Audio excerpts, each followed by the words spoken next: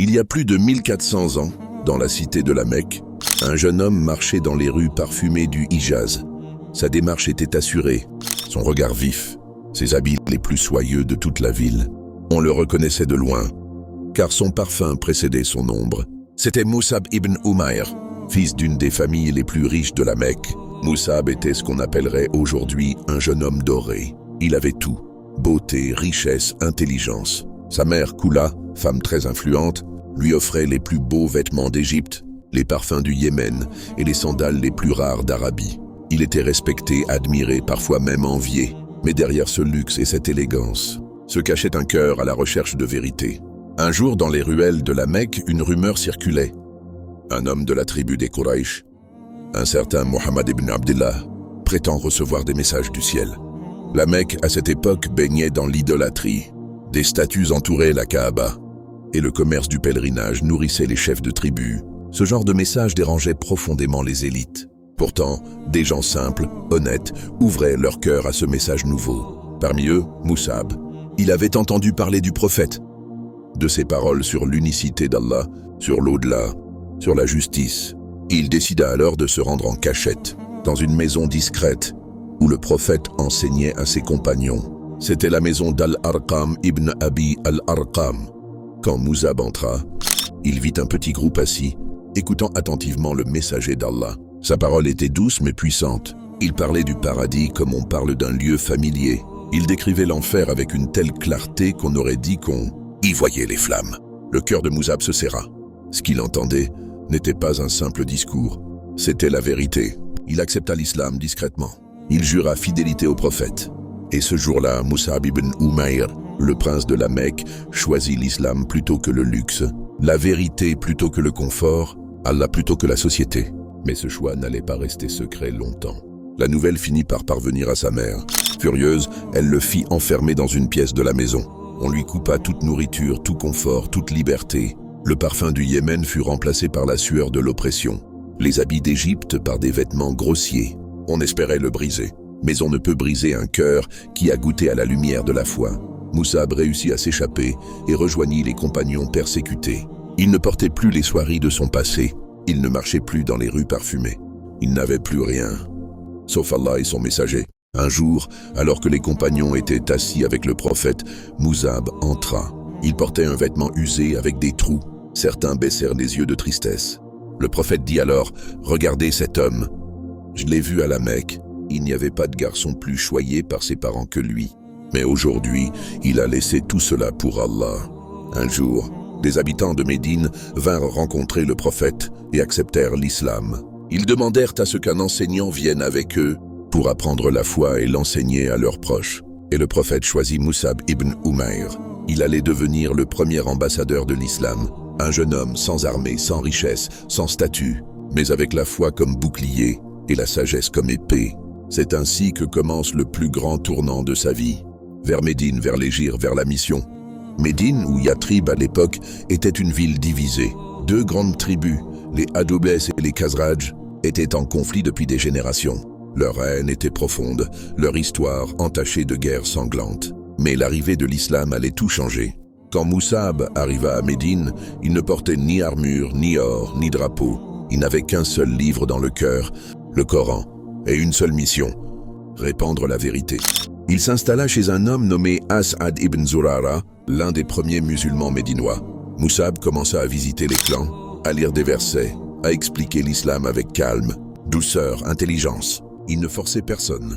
Il écoutait, puis il parlait avec le cœur. Un jour, alors qu'il était assis dans un jardin, deux hommes armés s'approchèrent. C'étaient Sa'd ibn Mu'ad et Usayd ibn Hudayr, deux chefs respectés. Ils venaient pour le faire taire. Usayd, furieux, lui dit « Pourquoi es-tu venu troubler notre peuple avec ta nouvelle religion ?»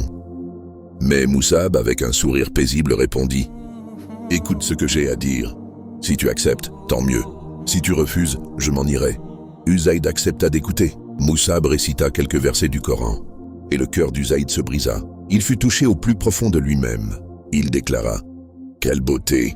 Que faut-il faire pour rejoindre cette religion ?» Usayd retourna vers Sa'd ibn Mu'ad, son ami, et lui dit « Va voir Musab, tu dois l'écouter. » Sa'd alla à son tour, sceptique. Mais quand il entendit le Coran, son regard changea Son cœur s'adoucit. Il dit à son peuple, « Ô peuple des Az, si vous me considérez comme votre chef, alors suivez Muhammad. » Et en quelques mois, la majorité de Médine avait accepté l'islam.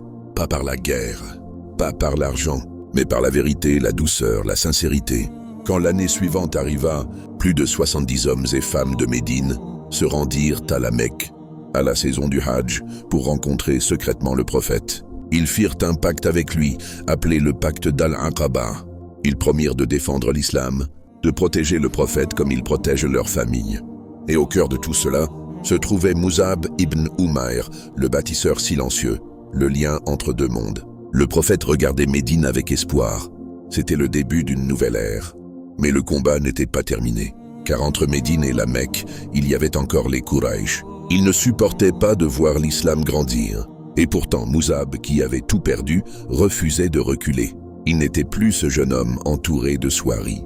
Il était devenu un leader spirituel, un homme de foi, un éducateur. On raconte qu'à Médine, les enfants l'aimaient, les anciens le respectaient et les jeunes le suivaient. Il était calme, patient, mais ferme dans sa foi. Mus'ab n'avait pas besoin d'élever la voix. Il n'avait pas besoin d'un trône. Il avait ce que les rois recherchent toute leur vie, la paix du cœur. Et c'est cela qui attire les âmes. Aujourd'hui encore, sa méthode est une leçon pour les générations. Si tu veux changer un peuple, commence par éduquer, écouter, aimer, transmettre avec sagesse. Mus'ab, sans épée, sans armée, avait conquis les cœurs d'une ville entière. Et cette ville allait bientôt devenir la capitale de l'islam. La situation à la Mecque devenait insoutenable. Les compagnons du prophète étaient persécutés, torturés, rejetés. Alors l'ordre divin tomba. Quittez la Mecque. Médine vous attend. Ce fut un exil, mais aussi une libération. Les musulmans commencèrent à migrer en secret, groupe par groupe. Mus'ab, déjà à Médine, les accueillait, les guidait, les installait. Il n'était plus seulement un enseignant, mais un bâtisseur de communauté. Il organisait les liens entre les migrants, les muhajiroun, et les habitants de Médine, les Ansar, créant des liens de fraternité plus solides que le sang. Il associait un homme pauvre avec un homme riche, un jeune avec un ancien. C'était une société basée sur la foi et non sur les tribus. Avec l'arrivée du prophète à Médine, la ville changea. Elle devint Al-Madina Al-Munawwara, la ville illuminée. Et Mus'ab faisait partie de ceux qui allumaient cette lumière. Il enseignait le Coran jour et nuit. Il était l'un des premiers à mener la prière. Les enfants l'imitaient en jouant. Les tribus l'écoutaient avec respect. Imagine un homme, autrefois prince de la Mecque, maintenant assis dans la poussière, partageant un morceau de pain avec un pauvre, récitant les versets du Coran avec des larmes dans les yeux. Mais les Quraysh ne pouvaient tolérer cela. Un an après l'hégire, ils décidèrent de frapper fort. Une armée de 1000 hommes fut levée pour attaquer Médine. Le prophète rassembla ses compagnons et partit à leur rencontre. La bataille aurait lieu dans un lieu nommé Badr. Mus'ab s'avança prêt à défendre ce en quoi il croyait. Il ne combattait pas pour la gloire. Il combattait pour que la lumière d'Allah ne soit pas éteinte. Sur le champ de bataille, les musulmans étaient 313, contre une armée 3 fois plus grande. Mais ils avaient quelque chose que leurs ennemis n'avaient pas. La foi, la sincérité, la certitude. Mus'ab combattit vaillamment. Il récitait le Coran entre 2 affrontements. Il apaisait les jeunes compagnons terrifiés. Il protégeait les plus faibles. Et, par la volonté d'Allah, les musulmans remportèrent la victoire. Une victoire miraculeuse, une victoire fondatrice. Après Badr, Médine prit un nouveau visage. Les musulmans gagnèrent le respect des tribus environnantes. L'islam n'était plus une rumeur de désert. C'était une force vivante. Mais l'épreuve ne faisait que commencer. Car une année plus tard, une nouvelle bataille allait secouer Médine. Plus dangereuse, plus confuse, plus douloureuse. Et c'est dans cette bataille que le destin de Mus'ab allait basculer. À la Mecque, les chefs Quraysh préparaient leur vengeance. Cette fois-ci, ils levèrent une armée de 3000 hommes, bien armés, bien équipés.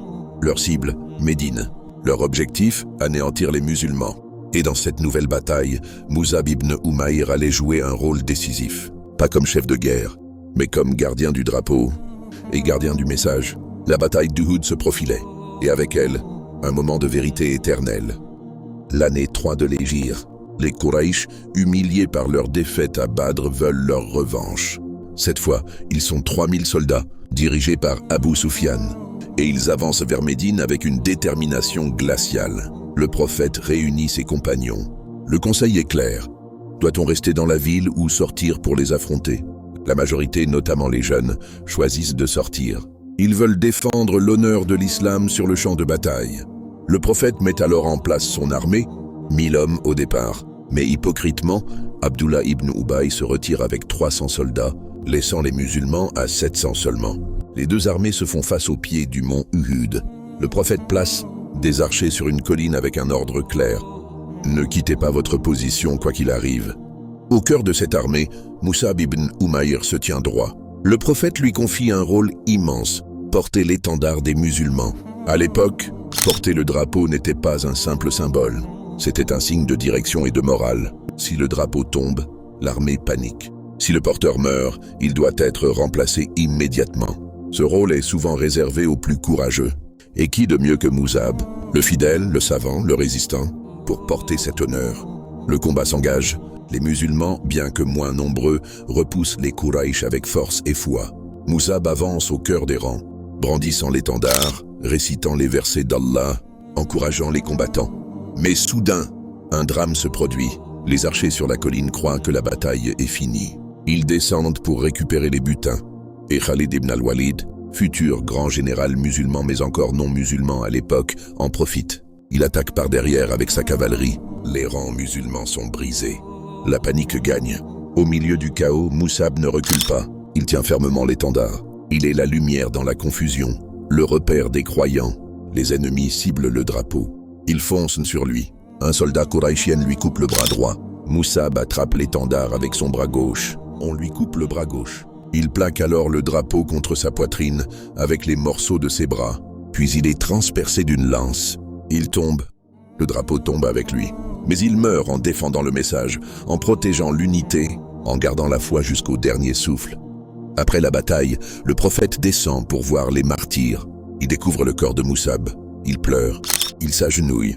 Il dit « Parmi les croyants, il y a des hommes qui ont tenu leurs promesses envers Allah. » Surat Al-Ahzab, verset 23. Il regarde le corps de Mus'ab.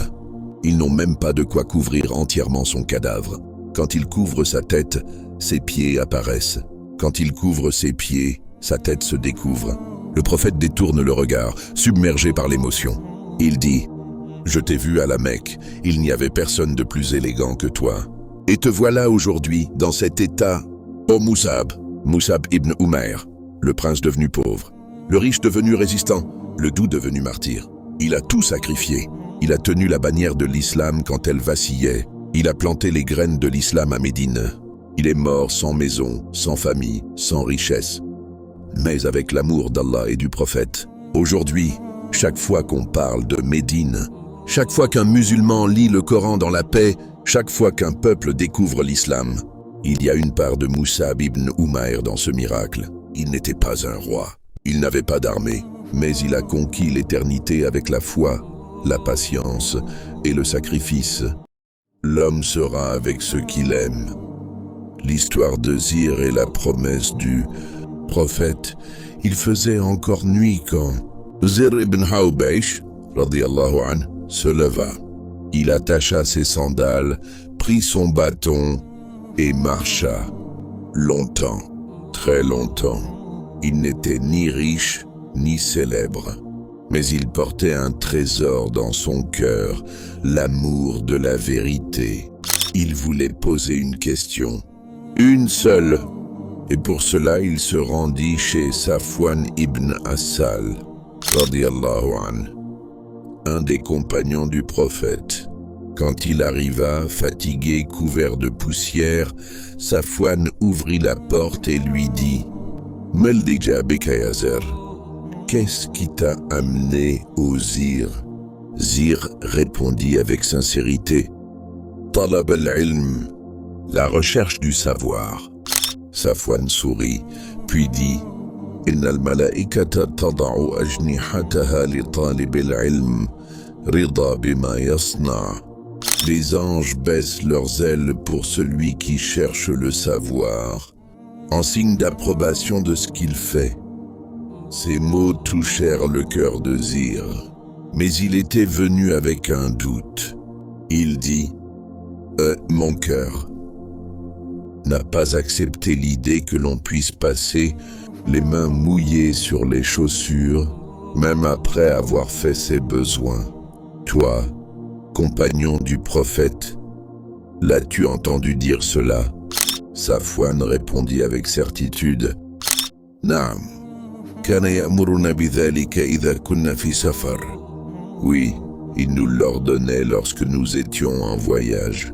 ألا ننزع خفافنا 3 أيام بلياليهن إلا من جنابة ولكن من غائط وبول ونوم. De ne pas retirer nos chaussures pendant 3 jours et 3 nuits, sauf en cas de grande impureté janaba, mais pas pour la défécation, l'urine ou le sommeil. Zir fut soulagé, mais son cœur cachait une autre question plus profonde, plus intime. Il demanda, « Oh, l'as-tu entendu dire quelque chose au sujet de ceux que l'on aime ?» Safwan hocha la tête doucement, et il raconta une scène inoubliable. C'était un jour de voyage. Le prophète était avec ses compagnons, reposés sous l'ombre d'un arbre. Soudain, un bédouin surgit de nulle part, sa voix tranchant le silence. « Ya Muhammad, oh Muhammad !»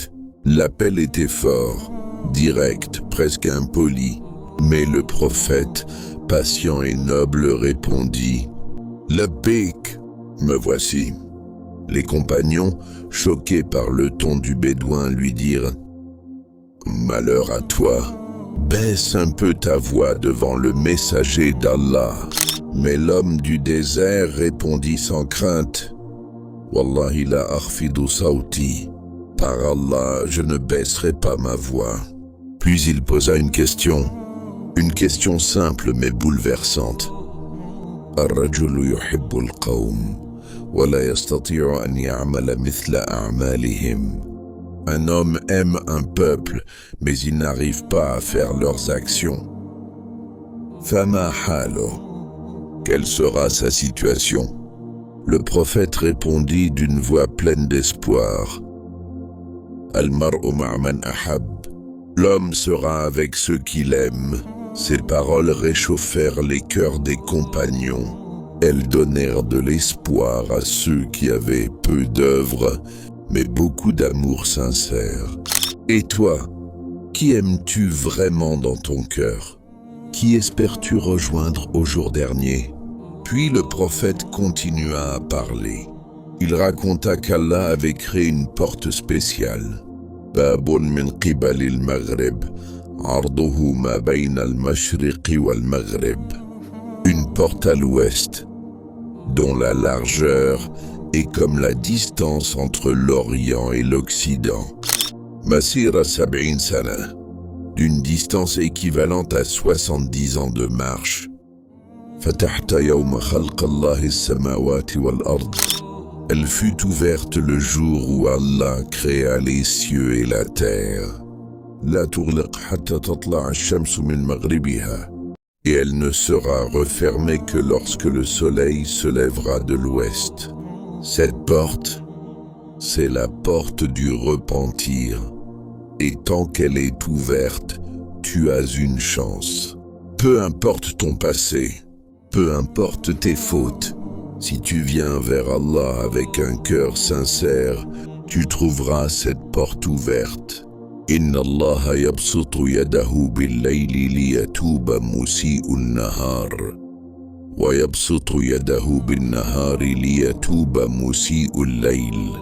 Allah étend sa main la nuit pour que le pécheur du jour se repente, et il étend sa main le jour pour que le pécheur de la nuit se repente.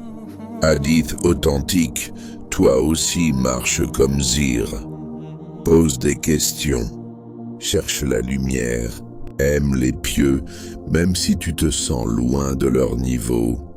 Et souviens-toi toujours, tant que la porte est ouverte, reviens. At-ta'ibu min adh-dhanbi kaman la dhanba lah.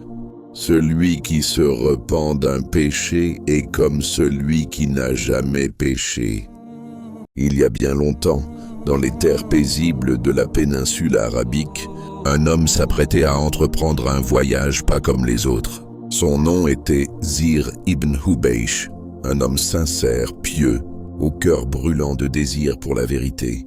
Il ne voyageait ni pour le commerce, ni pour retrouver un parent perdu, ni pour découvrir une cité lointaine. Son voyage était pour quelque chose de bien plus noble, la quête du savoir. Il dit فأتيت صفوان بن عسال المرادي رضي الله عنه أسأله عن المسح على الخفين. Je me rendis chez Safwan ibn Assal radiyallahu anhu pour l'interroger sur le passage des mains sur les chaussures. Zir avait entendu parler d'une règle transmise par le prophète Muhammad, mais son cœur voulait une confirmation. Qui de mieux pour répondre à sa question qu'un compagnon du prophète, un témoin direct de la révélation? Quand il arriva devant Safwan, celui-ci l'accueillit avec bonté et sagesse. Il lui dit « Ma aqdamaka ya Zir, qu'est-ce qui t'a fait venir au Zir ?» Zir, humble et respectueux, répondit avec des mots qui résonnent encore à travers les siècles. Il dit « Talabul ilmi », la recherche du savoir.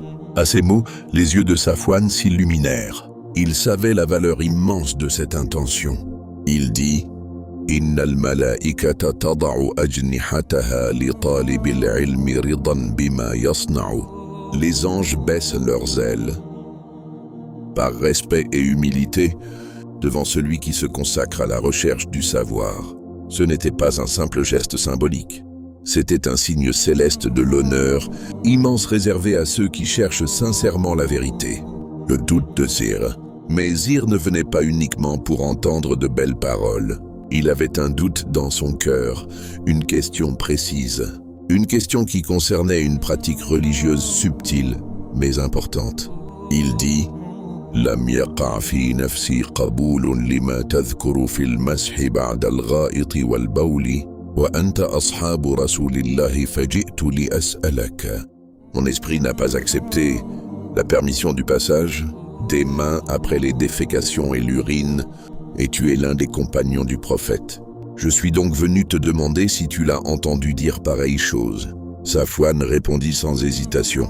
Il ne s'agissait pas d'une opinion personnelle, mais d'un enseignement direct du prophète.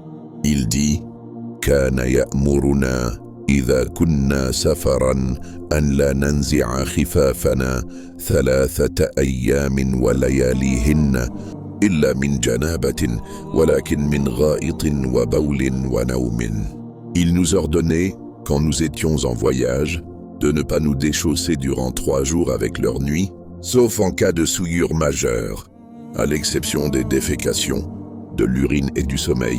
Cette réponse apporta à Zir une lumière précieuse. Il n'était pas interdit de questionner, mais il fallait chercher auprès des gens de science, ceux qui avaient vu, entendu et vécu avec le prophète. L'homme qui aimait des gens meilleurs que lui, mais cette rencontre allait bientôt se transformer en un moment encore plus profond. Zir, toujours avide d'en savoir plus, demanda à Safwan. Il dit « Hal sami'ta min an-nabiyyi shay'an fi man yuhibbu qawman wa lam yalhaq bihim » L'as-tu entendu dire quelque chose au sujet de celui qui aime des gens sans pouvoir atteindre leur niveau? Et là, Safwan partagea un événement bouleversant. Il raconta qu'ils étaient une fois en voyage avec le prophète, assis tranquillement. Soudain, un bédouin arriva, rustre, direct, sans protocole. Le bédouin dit « Ya Muhammadou, ô Muhammad » C'était une voix forte, brutale. Les compagnons furent choqués par cette audace. Safwan se tourna vers lui. Il dit « Wayhaka, ughdud min sawtika » Malheur à toi, baisse ta voix. Mais le bédouin répondit sans crainte. Il dit « Wallahi la aghdud » Par Dieu, je ne baisserai pas ma voix. Puis il posa la question qui hantait son cœur. Il dit « Ar-rajulu yuhibbu al-qawma wa lamma yalhaq bihim » L'homme aime certaines personnes, mais ne peut atteindre leur niveau. Le prophète, avec sa miséricorde et sa sagesse, répondit par des paroles inoubliables. Il dit « Al-mar'u ma'a man ahabba yawm al-qiyamah » L'homme sera avec ceux qu'il aime au jour de la résurrection. Un espoir pour les faibles, ces mots réconfortèrent les cœurs de nombreux compagnons. Ils savaient qu'ils n'atteindraient jamais le niveau des grands. Mais leur amour sincère leur vaudrait une place à leur côté dans l'au-delà. Et ce message résonne encore aujourd'hui. Toi qui regardes cette vidéo, toi qui aimes le prophète, ses compagnons, les pieux, les savants, sois rassuré. Al-mar'u ma'a man ahabba. L'homme sera avec ceux qu'il aime. Une porte immense vers le repentir. Safwan conclut son récit avec une vision puissante, partagée par le prophète. L'évocation d'une porte du repentir. Il dit « Inna bil maghribi baban masirata ardihi arba'una aman aw sab'una aman » À l'ouest se trouve une porte dont la largeur équivaut à 40 ou 70 années de marche. Il dit « Fatahahu Allahu yawma khalaqa as-samawati wal-arda lil-tawba wa la yughlaqu hatta tatlu'a ash-shamsu min maghribiha » Dieu exalté l'a créé le jour même où il créa les cieux et la terre, ouverte au repentir, et elle ne se refermera que lorsque le soleil se lèvera de l'ouest. C'est une porte ouverte à toi, à moi, à chacun de nous. Tant que le soleil ne s'est pas levé de l'ouest, le pardon est possible. Le vent soufflait doucement sur les dunes de sable. Zir ibn Hubaysh, après avoir reçu ces paroles extraordinaires de Safwan ibn Asal, rdi Allahu an, restait immobile, profondément touché. Il ne s'agissait plus d'une simple question de jurisprudence. Ce voyage était devenu une rencontre avec le ciel. Zir repensait à cette parole prophétique. Le prophète a dit « Al-mar'u ma'a man ahabba » L'homme sera avec ceux qu'il aime. Combien d'hommes dans cette communauté, pauvres ou riches, ignorants ou savants, seraient sauvés par leur amour sincère des pieux, des compagnons et du prophète? Et ce n'est pas un simple souhait, c'est une promesse divine, le mérite de la quête du savoir. En quittant la demeure de Safwan, Zir méditait aussi sur ces mots. Safwan a dit « Innal malaikata tada'u ajnihataha li talibil ilmi ridan bima yasna'u » Les anges baissent leurs ailes pour le chercheur de savoir, par satisfaction de ce qu'il fait. Le voyage de Zir, pourtant simple et discret, avait été honoré par les anges. Il comprit alors que chaque pas fait vers la science religieuse est un pas vers le paradis. Le prophète a dit « Man salaka tariqan yaltamisu fihi ilman, sahala Allahu lahu bihi tariqan ila al-jannah » Quiconque emprunte un chemin pour rechercher le savoir, Allah lui facilitera par cela un chemin vers le paradis. Le campement des compagnons. Plus tard, alors qu'il faisait halte dans un campement, Zir fut rejoint par d'autres hommes, jeunes et âgés, venus eux aussi interroger les compagnons du prophète. Autour du feu, les langues se déliaient. Ils posaient 1000 questions sur l'ablution, la prière en voyage, le jeûne, le repentir. Mais une question revenait souvent. Comment pouvons-nous espérer atteindre le degré des compagnons, alors que nous n'avons pas vécu à leur époque? Un vieil homme ému déclara, il dit « Nahnu nuhibbuhum wa in lam nakun mithlahum » Nous les aimons, même si nous ne sommes pas comme eux. Alors, comme une réponse venue du ciel, tous répétèrent ensemble. Ils dirent « Al-mar'u ma'a man ahabba » L'homme sera avec ceux qu'il aime, l'amour du prophète. L'un d'eux se leva et raconta une histoire qu'il tenait de sa grand-mère, une femme qui avait vu de loin le prophète un jour de prière à Médine. Elle disait toujours, Ma ra'aytu nuran ajmala min wajhi rasulillahi. Je n'ai jamais vu une lumière plus belle que le visage du messager d'Allah. Elle n'avait passé que quelques secondes à observer le prophète, mais son cœur ne s'était jamais détaché de cet amour. Elle disait aussi « Wallahi law talaba minni nafsi labadhaltuha » Par Allah, s'il m'avait demandé ma vie, je la lui aurais donnée. C'est cet amour sincère, pur détaché des intérêts, qui sera le passeport vers sa compagnie au paradis. L'amour, un acte de foi. Zir se rappela d'un autre hadith qu'il avait entendu à Koufa. Le prophète a dit: La yu'minu ahadukum hatta akuna ahabba ilayhi min nafsihi wa ahlihi wa nasi ajma'in. Aucun d'entre vous ne croit vraiment jusqu'à ce que je lui sois plus cher que lui-même, sa famille et tous les gens. Il comprit alors que l'amour du prophète n'était pas un simple sentiment, mais un acte de foi, un pilier du cœur, une lumière intérieure, le soleil de l'Ouest. Safwan avait mentionné une chose mystérieuse, une porte immense à l'Ouest, ouverte au repentir, créée depuis le début des temps. Zir repensait à ces paroles.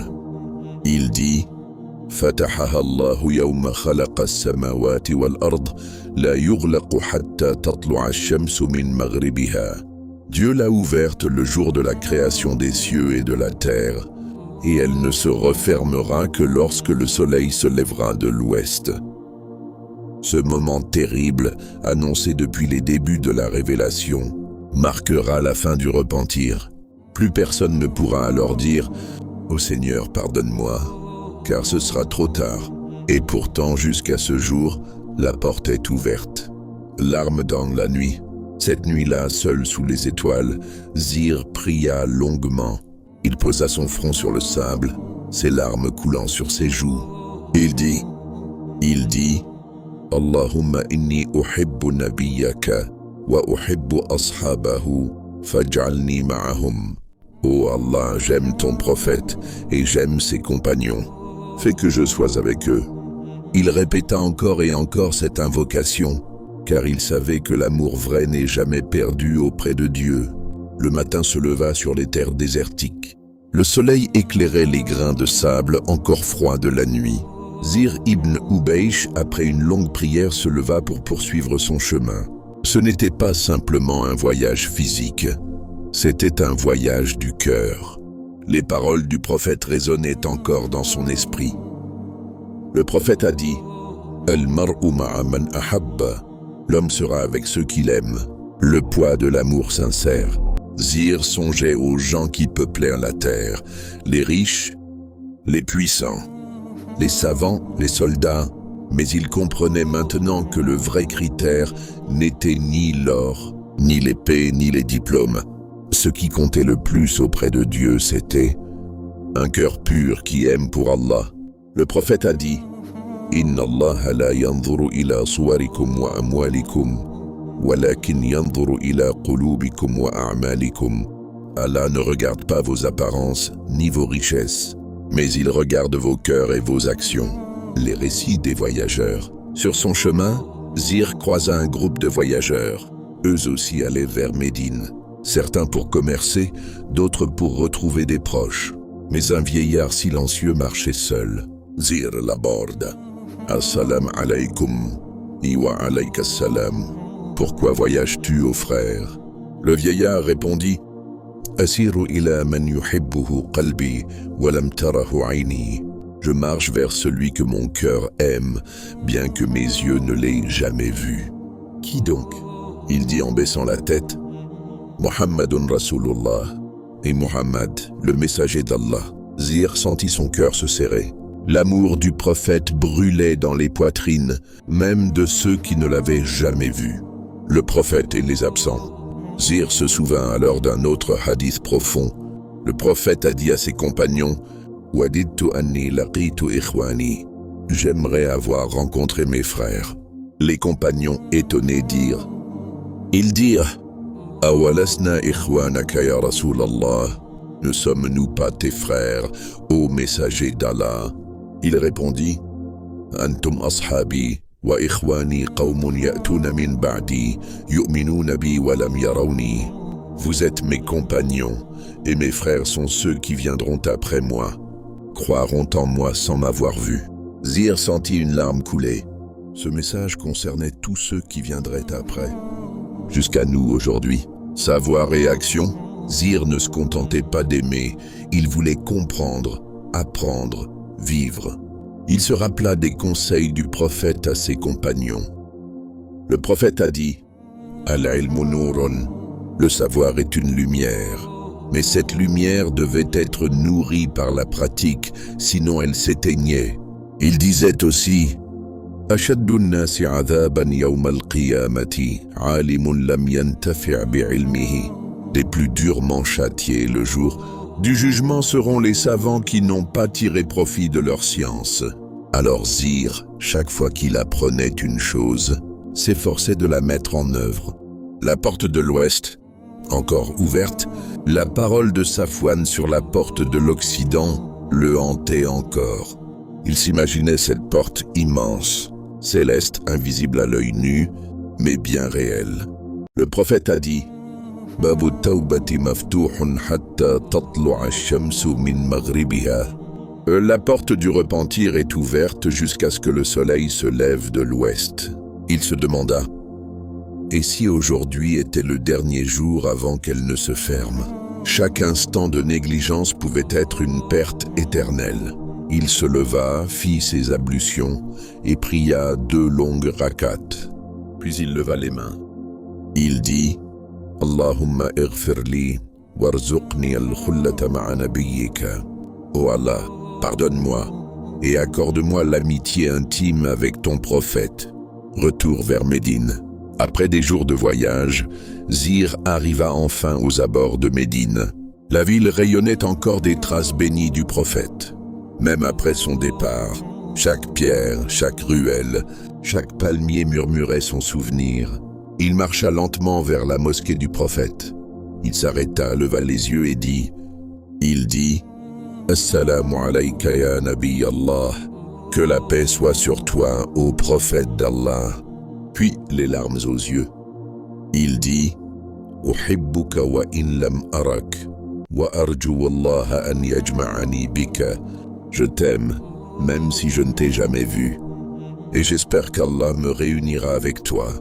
La voix du muezzin retentit dans la ville bénie de Médine.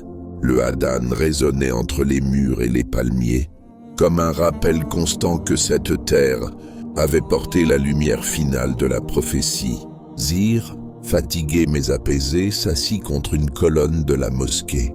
Il observait les visages des croyants. Hommes jeunes, anciens, étrangers, bédouins, riches, pauvres, tous réunis par un seul amour. Il murmura « Muhammadun Rasulullah » Muhammad est le messager d'Allah, et il comprit que chaque cœur sincère partageant cet amour était lié, à travers le temps et l'espace. Une vision nocturne. Cette nuit-là, dans une halte modeste près de Médine, Zir rêva. Il rêva qu'il était sur un immense champ blanc, éclairé par une lumière douce. Des gens marchaient en direction d'une grande lumière, guidés par une voix apaisante. Un homme, au visage radieux, marchait devant eux. Une voix dit « Hada Muhammadun wa haula'i alladhina ahabbuhu wa lam yarawhu. » Voici Muhammad, et voici ceux qui l'ont aimé sans l'avoir vu. Zir s'éveilla le visage en larmes. Il se leva pour prier encore une fois au cœur de la nuit, sous les étoiles. Il dit « Allahumma ja'alni ma'ahu wa ma'a ashabihi fi jannatin na'im. » Oh Allah, fais que je sois avec lui et ses compagnons dans les jardins du délice, le livre de l'amour. Dans les jours qui suivirent, Zir rencontra d'autres compagnons, des hommes de science et de lumière. L'un d'eux, un ancien scribe, tenait dans sa main un vieux parchemin. « Qu'écris-tu, ô frère » ? « J'écris les noms de ceux qui ont pleuré en entendant le nom du prophète. »« Pourquoi ?»« Parce que ces larmes sont une preuve d'amour. Et l'amour est un billet pour le jour de la réunion. » Le scribe dit « Wallah, inni aktubuhum ka shuhudin ala al-hubbi as-sadiq. » Par Allah, je les inscris comme témoins de l'amour sincère. Zir demanda qu'on y inscrive son nom, et on le fit, le test de l'amour. Un homme du désert, rude et franc, interrogea les savants. « Comment savons-nous que notre amour pour le prophète est sincère ?» Un vieil homme sage répondit. Il dit « انظر إلى قلبك عند ذكره وإلى طاعتك لسنته. Regarde ton cœur quand tu entends son nom et regarde ton obéissance à sa sunna. Car aimer, ce n'est pas seulement dire des mots doux, c'est imiter, suivre, respecter, défendre et honorer. L'heure du retour. Le voyage de Zir touchait à sa fin. Il avait trouvé bien plus qu'une réponse juridique. Il avait découvert une vérité éternelle.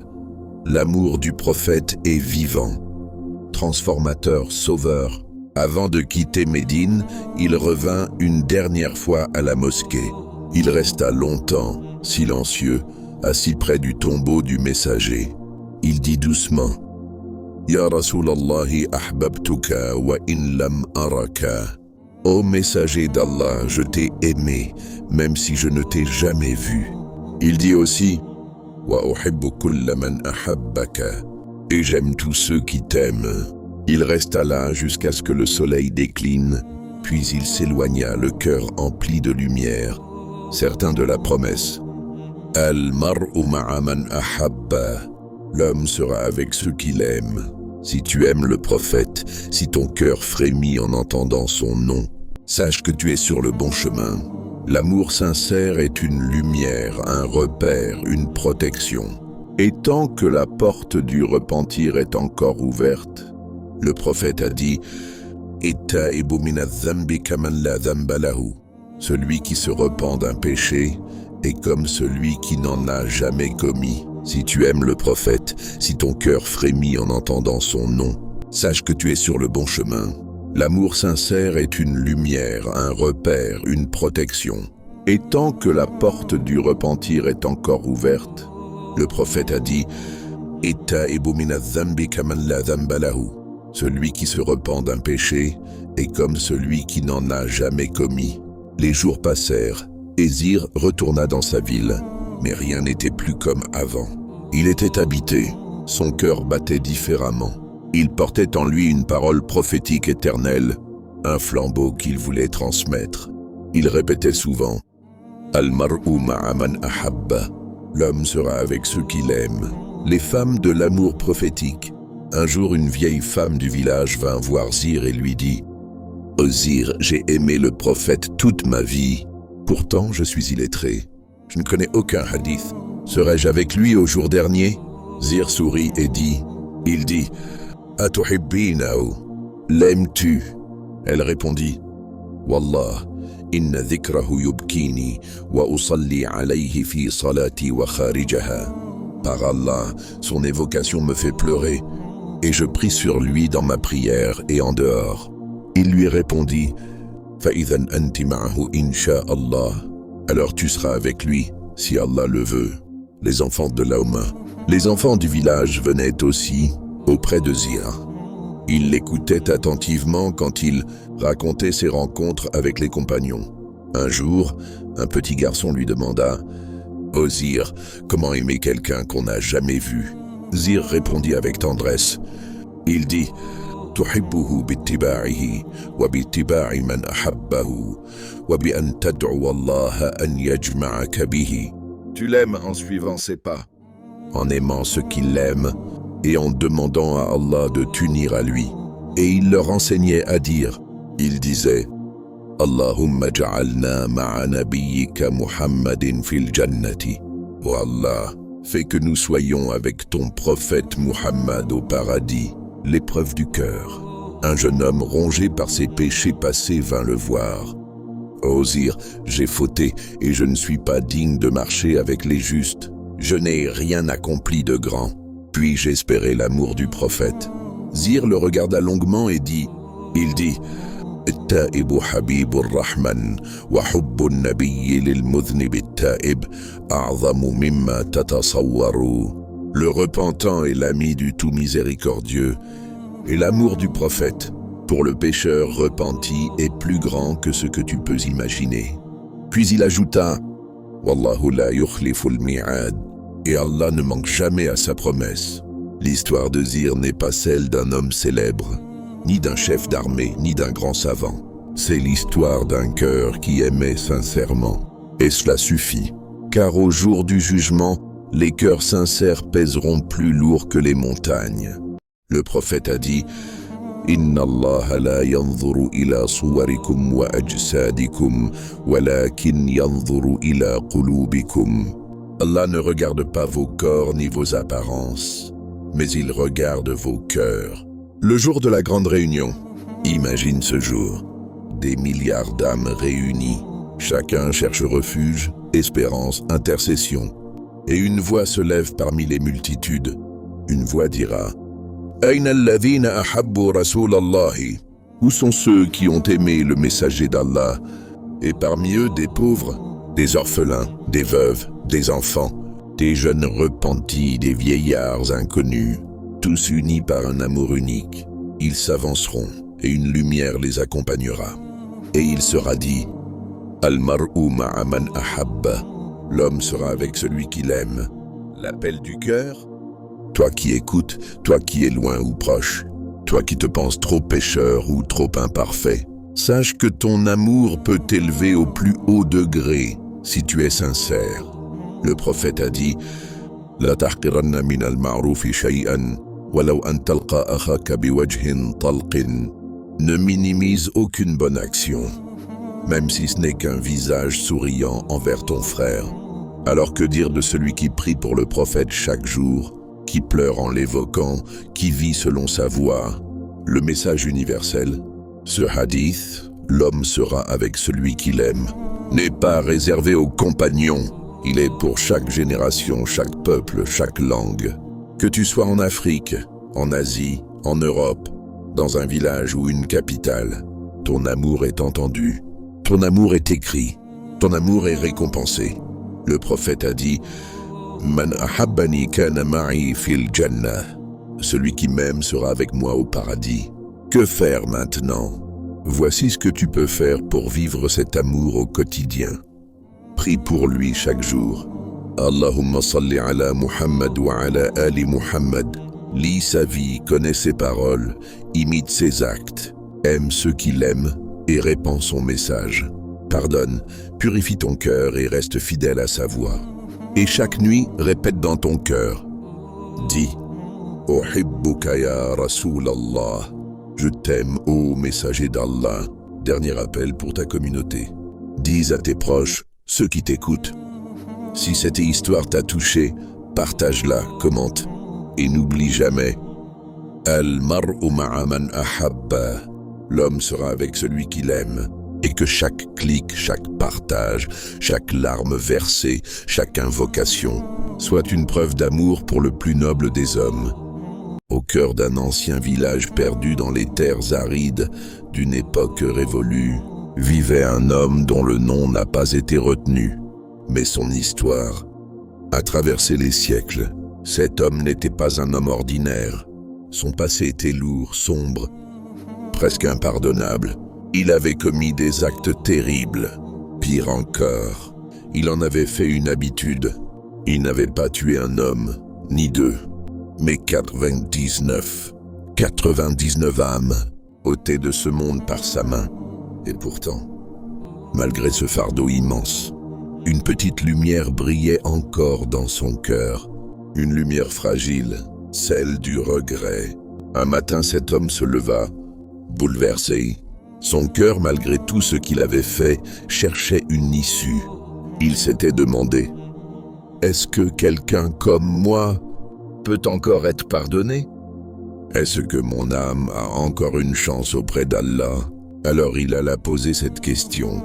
Il chercha le plus grand savant de la terre, mais au lieu d'un savant, on lui désigna un moine, un adorateur, pieux certes, mais ignorant de la science. Il s'approcha du moine, le regard inquiet, et lui dit d'une voix tremblante, « J'ai tué 99 personnes. Est-ce qu'il y a pour moi une porte de repentir ?» Le moine sursauta, son visage pâlit, et sans réfléchir, il répondit fermement, « Là, non, un mot. Un seul mot, brutal, sec, froid. Ce refus glaça le cœur du criminel. Il se sentit rejeté, brisé, et dans un excès de colère et de désespoir, il tua le moine. Il venait de compléter le compte sans meurtre. Mais cette fois, quelque chose avait changé. Ce n'était pas un meurtre par vengeance, ni par plaisir. C'était un meurtre de frustration, un acte terrible, causé par l'erreur d'un homme ignorant qui s'est permis de fermer les portes du pardon d'Allah. Et pourtant, malgré cela, l'homme ne perdit pas espoir. Il reposa la même question. Une nouvelle fois, Louni ala alam ahl al-ard, indiquez-moi l'homme le plus savant de la terre. Cette fois, on lui désigna un vrai savant, un homme pieux, mais aussi connaisseur d'Allah et de sa miséricorde. Il alla le voir et lui dit « J'ai tué 100 personnes. Ai-je encore une possibilité de me repentir ?» Le savant regarda l'homme droit dans les yeux. Il vit dans ses pupilles une sincérité rare, une soif de changement, un cœur brisé mais vivant. Alors il lui répondit « Naam, wa man yahul baynaka wa bayna at-tawba » Oui, et qui donc t'empêche de te repentir? Ces mots furent pour lui comme une pluie sur un désert, une miséricorde inespérée, une lumière dans la nuit. Mais le savant ajouta une condition importante. انطلق إلى أرض كذا وكذا فإن بها أناسا يعبدون الله فاعبد الله معهم ولا ترجع إلى أرضك فإنها أرض سوء. Va vers telle contrée. Là-bas vivent des gens qui adorent Allah avec eux. Et ne retourne pas dans ton pays, car c'est une terre de mal. Il comprit alors que le changement réel commence aussi par l'environnement. S'éloigner du mal, des habitudes, des gens, des lieux qui nous ramènent vers le péché. Il se mit en route immédiatement. Il n'avait pas perdu de temps. Son cœur brûlait du désir de rencontrer Allah avec un cœur pur. Chaque pas qu'il faisait sur cette terre poussiéreuse était un pas vers la lumière, un pas vers la miséricorde, un pas vers le pardon. Mais alors qu'il n'était qu'à mi-chemin, le destin le rattrapa, la mort le frappa soudainement. Il tomba, seul sur cette route. Son dernier souffle quitta son corps. Il n'avait pas encore atteint la cité des vertueux, et il n'était plus dans la cité du mal. Il était entre les deux. Les anges apparurent pour prendre son âme, mais un désaccord éclata. Les anges de la miséricorde vinrent les premiers. Ils dirent « Il est venu plein de repentir, se tournant de tout son cœur vers Allah. » Mais les anges du châtiment les stoppèrent. Ils dirent « Il n'a jamais fait aucun bien dans sa vie. » Un conflit éclata dans le ciel. Les deux camps se disputèrent pour cet homme.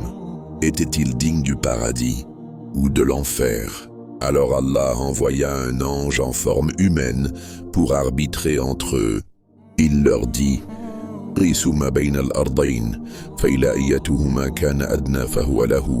Mesurez la distance entre les deux terres. S'il est plus proche de l'une d'elles, qu'il soit destiné à celle-ci. » Les anges se mirent à mesurer. Ils mesurèrent la distance entre le lieu où il est mort et la terre du mal, puis la distance entre le lieu où il est mort et la terre du bien. Et ils découvrirent qu'il était plus proche de la terre du bien. Alors, les anges de la miséricorde prirent son âme.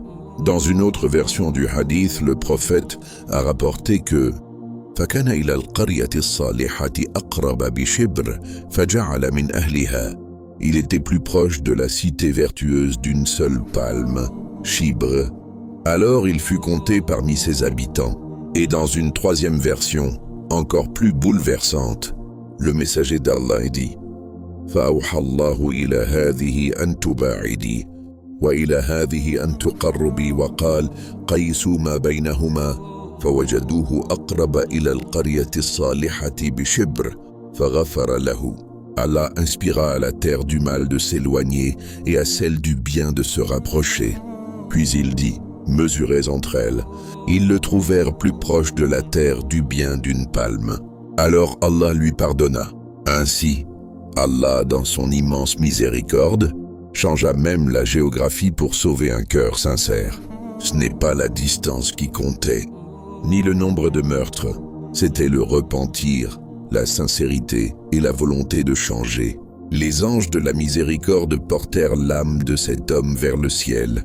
Un homme qui, aux yeux des hommes, n'était qu'un tueur, mais aux yeux d'Allah, c'était un repentant sincère. Il n'avait pas encore fait une seule prière, il n'avait pas encore jeûné un seul jour, il n'avait pas encore donné un seul dirham en aumône. Et pourtant, il avait fait ce que beaucoup d'hommes oublient de faire. Il a tourné son cœur vers Allah, parce que dans ce monde, rien n'efface les péchés comme un repentir sincère. Qala Rasulullah, at-ta'ibu min adh-dhanbi kaman la dhanba lahu. Le messager d'Allah a dit, celui qui se repent d'un péché est comme celui qui n'a jamais péché. Ce hadith est une révolution spirituelle.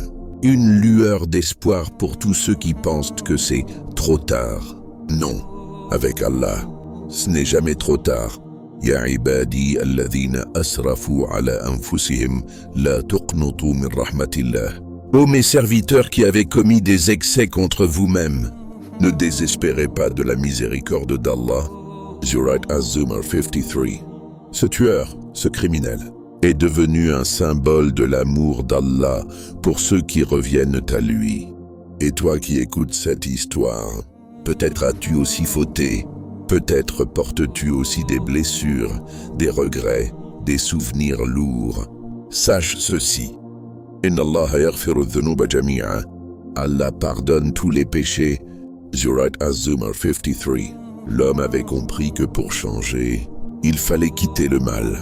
C'est pourquoi le savant lui avait dit « La tarja' ila ardik fa innaha ardu su'. Ne retourne pas dans ton pays, car c'est une terre de mal. Tu veux vraiment changer? Alors change ton environnement. Éloigne-toi des gens qui t'éloignent d'Allah. Fuis les lieux qui te ramènent au péché. Tu veux être un autre homme? Commence par poser les premiers pas. Comme ce voyageur, il n'était pas arrivé à destination, mais il avait commencé la route. Et Allah l'a sauvé, non pas pour ce qu'il avait accompli, mais pour ce qu'il avait sincèrement voulu accomplir. Regarde comment Allah parle de ses intentions dans le Coran. وَمَنْ يَخْرُجُ مِنْ بَيْتِهِ مُهَاجِرًا إِلَى اللَّهِ وَرَسُولِهِ ثُمَّ يُدْرِكُهُ الْمَوْتُ فَقَدْ وَقَعَ أَجْرَهُ عَلَى اللَّهِ. Et quiconque sort de sa maison en émigrant vers Allah et son messager, puis que la mort l'atteint, alors sa récompense incombe à Allah. Surah An-Nisa 100. Cet homme avait quitté sa maison. Il avait quitté son passé, ses habitudes, ses crimes. Il avait pris le chemin vers Allah. Et Allah lui a offert une fin meilleure que ce qu'il aurait imaginé. Et même la terre a été témoin de sa sincérité. فأوحى الله إلى هذه أن تباعدي وإلى هذه أن تقربي. Allah ordonna à la terre du mal de s'éloigner et à la terre du bien de se rapprocher. La géographie elle-même a obéi à la miséricorde d'Allah. Ce que nous apprenons de ce récit, ce n'est pas seulement une belle histoire. C'est un appel, un rappel profond. Personne, absolument personne, n'est au-delà du pardon. Toi qui m'écoutes, tu as peut-être fait des erreurs, tu as peut-être sombré dans des choses graves, mais si Allah a pardonné à un homme qui a tué 100 personnes, ne crois-tu pas qu'il peut te pardonner à toi aussi? Il suffit de faire ce qu'il a fait, regretter sincèrement, chercher le savoir, agir concrètement, couper avec le passé et avancer même si la route est longue. وَالَّذِينَ إِذَا فَعَلُوا فَاحِشَةً أَوْ ظَلَمُوا أَنفُسَهُمْ ذَكَرُوا اللَّهَ فَاسْتَغْفَرُوا لِذُنُوبِهِمْ. Et ceux qui, lorsqu'ils ont commis un péché ou se sont fait du tort à eux-mêmes, se souviennent d'Allah et demandent pardon pour leurs péchés. Surat Al-Imran, Surah Dipay.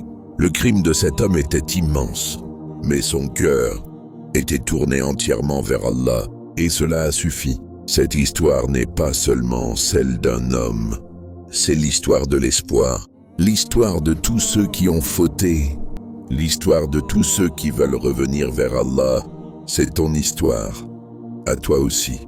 Allah ne regarde pas seulement ce que tu fais, il regarde aussi ce qu'il y a dans ton cœur. Qala Rasulullah, Inna Allah la yanzuru ila suwarikum wa amwalikum, ولكن ينظر إلى قلوبكم وأعمالكم.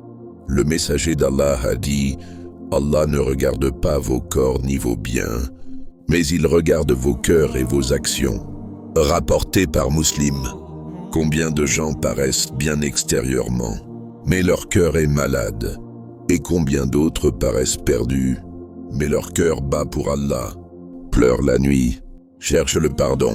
C'est ce cœur-là qu'Allah aime. Ce tueur, ce criminel, avait un cœur qui avait commis l'irréparable. Mais ce même cœur est devenu un modèle de repentir. Il ne savait peut-être pas formuler de longues invocations. Il n'avait pas d'acte de prière pour se défendre. Mais il avait ceci, Nadem, le regret. Et le prophète a dit, Nadem Tauba, le regret est un repentir. Ibn Majah, ce hadith ne nous parle pas que du passé, il nous parle aussi du futur. Et surtout, de ce que nous pouvons encore devenir. Tu vois, le shaitan, Satan, veut te faire croire que c'est fini, que tu as trop fauté, que tu n'es pas digne de revenir. Mais Allah te dit l'inverse.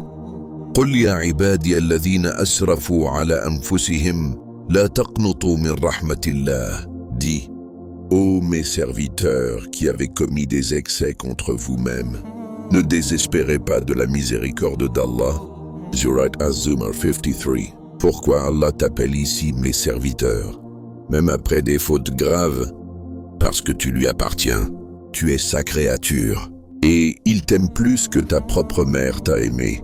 Qala Rasulullah, lillahi ashaddu farahan bi tawbati abdihi min ahadikum bi rahilatih. Le prophète a dit, Allah est plus heureux du repentir de son serviteur que l'un des entre vous ne le serait en retrouvant sa monture perdue dans le désert. Rapporté par Bukhari et Muslim, imagine, tu es dans un désert, tu as perdu ta monture. Sur elle, ta nourriture, ton eau, ta vie. Tu t'endors en pensant mourir, puis tu ouvres les yeux et tu la vois devant toi. Tu cries de joie au point de dire des choses insensées. C'est ainsi qu'Allah est heureux quand toi tu reviens à lui. Ce qu'il veut, ce n'est pas ta destruction, mais ton retour. Il est le pardonneur, le miséricordieux, et son pardon n'a aucune limite. Même si tu avais tué 100 personnes, même si tu as passé ta vie loin de lui. وَمَنْ يَغْفِرُ الذُّنُوبَ إِلَّا اللَّهُ. Et qui donc pardonne les péchés si ce n'est Allah? Surat Al-Imran, Sourate du Pays. La leçon de ce hadith est claire. C'est ton intention qui compte. Même si tu meurs sur le chemin, ton pas vers Allah te sauve. On pourrait se demander, pourquoi Allah n'a-t-il pas attendu qu'il arrive dans la cité vertueuse pour lui pardonner? Parce qu'Allah voulait montrer que ce qui sauve, ce n'est pas seulement le résultat, c'est la sincérité du début. Tu n'as pas besoin d'être parfait, tu as juste besoin de vouloir sincèrement changer. Et Allah fera le reste. Regarde ce qu'il dit. وَمَنْ يَتَّقِ اللَّهَ يَجْعَلُ لَهُ مَخْرَجًا وَيَرْزُقُهُ مِنْ حَيْثُ لَا يَحْتَسِبُ. Et quiconque craint Allah, il lui donnera une issue favorable et lui accordera une subsistance d'où il ne s'y attend pas. Surat At-Talaq 2-3. Cet homme sur la route a reçu le plus grand honneur qui soit. Être enterré par les anges de la miséricorde.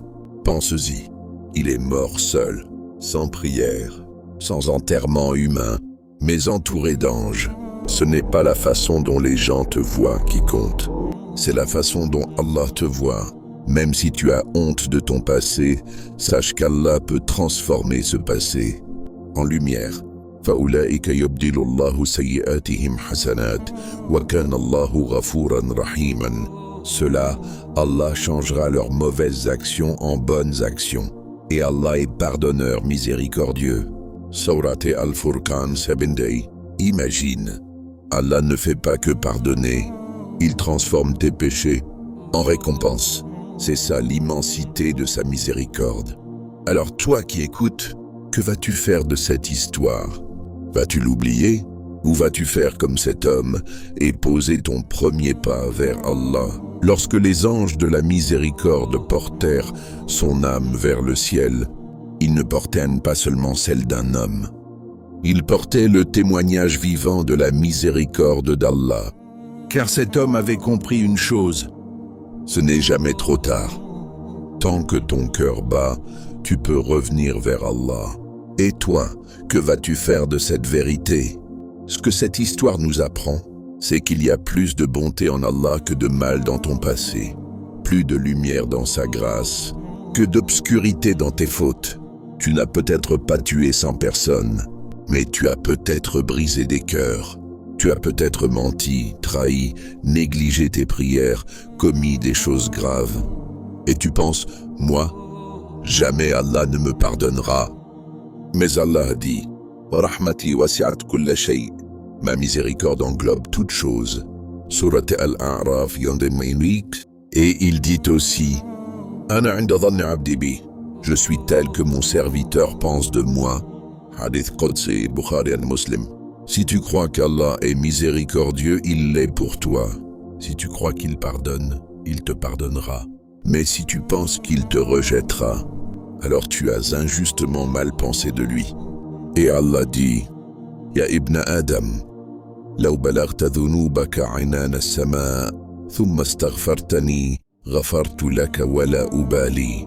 Ô fils d'Adam, si tes péchés atteignaient les cieux, puis tu me demandes pardon, je te pardonnerai, et je ne m'en soucierai pas. Hadith Qudsi Tirmidhi. Voilà ce qu'est l'amour d'Allah. Ce qu'il veut de toi, ce n'est pas la perfection, mais la sincérité. Le prophète nous a enseigné un secret. Inna Allah yabsutu yadahu bil-layl liyatuba musi'u an-nahar wa yabsutu yadahu bin-nahar liyatuba musi'u al-layl. Allah tend sa main la nuit pour que celui qui a péché le jour se repente, et il tend sa main le jour pour que celui qui a péché la nuit se repente. Muslim, chaque instant est une porte ouverte, même si tu es tombé 100 fois, même si tu as échoué, trahi, abandonné. Reviens, car à chaque fois que tu fais un pas vers lui, Allah fait encore plus vers toi. وَمَنْ تَقَرَّبَ إِلَيَّ شِبْرًا تَقَرَّبَتْ إِلَيْهِ ذِرَاعًا وَمَنْ تَقَرَّبَ إِلَيَّ ذِرَاعًا تَقَرَّبْتُ إِلَيْهِ بَاعًا وَإِذَا أَتَانِي يَمْشِي أَتَيْتُهُ هَرْوَلَةً. Celui qui s'approche de moi d'un empan, je m'approche de lui d'une coudée. Celui qui s'approche de moi d'une coudée, je m'approche de lui d'une brasse. Et s'il vient à moi en marchant, je vais à lui en courant. Hadith Qudsi, Bukhari. C'est ça le message ultime de cette histoire. Même l'homme le plus perdu, le plus souillé, le plus condamné par les humains, peut être sauvé s'il avance sincèrement vers Allah. Les hommes te rappellent ton passé, mais Allah regarde ton avenir. Les gens te jugent sur tes péchés, mais Allah juge ton cœur. Cette histoire nous montre aussi un autre piège, le danger des gens ignorants qui condamnent les autres. Le moine, dans la première partie, a fermé la porte du repentir à ce criminel. Et son ignorance l'a mené à la mort.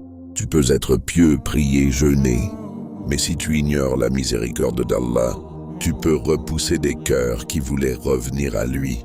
Le vrai savant, lui, a compris l'essentiel. Oui, et qui donc t'empêcherait de te repentir? C'est cette réponse qui a sauvé cet homme. Et c'est cette réponse que toi aussi tu dois retenir. Quelles que soient tes fautes, il existe toujours une voie, une lumière, une porte ouverte vers ton Seigneur. Et si tu reviens à lui, tu découvriras un amour que tu n'as jamais connu.